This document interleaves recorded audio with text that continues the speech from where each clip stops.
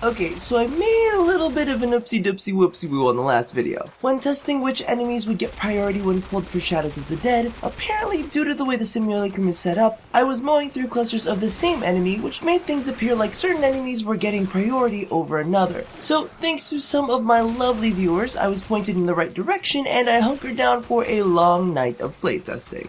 Now, as we all know, Shadows of the Dead keeps track of the last 20 enemies that you've killed. Each of these enemies fall into certain power groups, and when Shadows of the Dead selects an enemy to pull from, it will always look for enemies in the highest available power group, beginning with the furthest back on the list.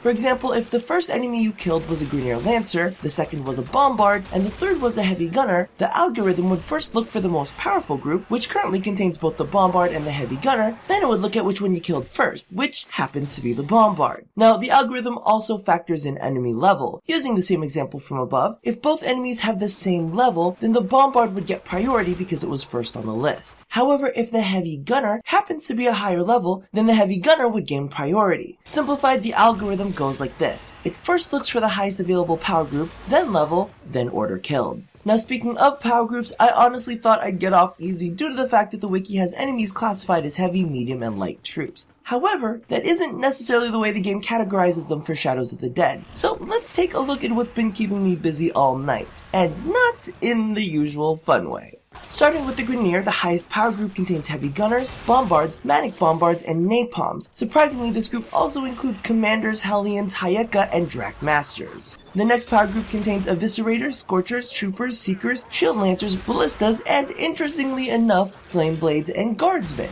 The lowest tier I looked into for the Grineer included Butchers, Power Fists, Scorpions, Lancers, and yes, even Elite Lancers, which after testing doesn't really seem all that elite after all. Moving on to the Corpus, their top tier is unsurprisingly the Bursa series, and just underneath them are the Corpus Tech, Nullifier Crewman, Fusion Moa, and Anti-Moa. Now, the next power group is really weird as it only contains elite crewmen. I went and tested this against a bunch of different troops in both higher and lower groups, and for one reason or another, regardless of what order I killed things in, they just do not mix. Now, the last power group contains a shit ton of enemies. All the MOAs, all the drones, all the remaining crewmen, and shockingly, the Scrambus and Combus series of enemies. Honestly, I think this might be a bit of an oversight, so don't be surprised if they get bumped up in priority eventually. Alrighty, onto the Infested. As you all know, I still haven't gotten all of my scans for the Juggernaut, so I'm just gonna assume that that is sitting in the strongest power group. The next group contains Ancient Healers, Ancient Disruptors, Toxic Ancients, Boilers, and Broodmothers, followed by the two weirdest groups ever. First is the Mutalist Osprey and Mutalist Osprey Carriers. Totally weird, right? Just not what you were expecting to follow Ancients. Second up is just as tiny and contains Swarm and Mutalist Moas. Why these were not bunched with the Osprey into one power group, I have no clue, but that's just how this works. The last power group, to no surprise, contains Chargers, Crawlers, and Runners.